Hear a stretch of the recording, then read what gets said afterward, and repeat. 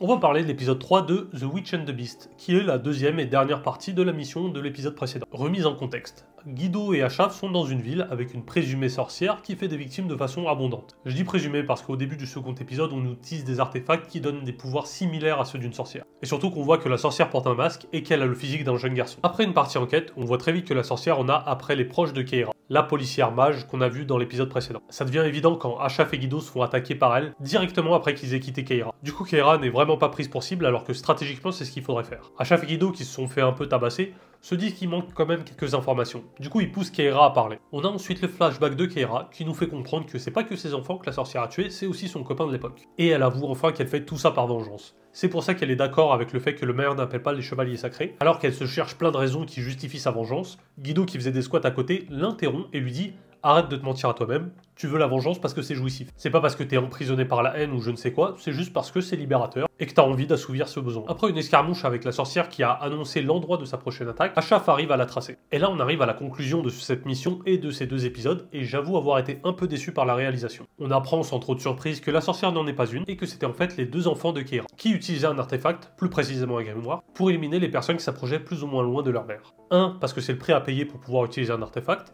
et 2. Parce qu'ils aimaient profondément leur mère. Et là c'est un peu chelou.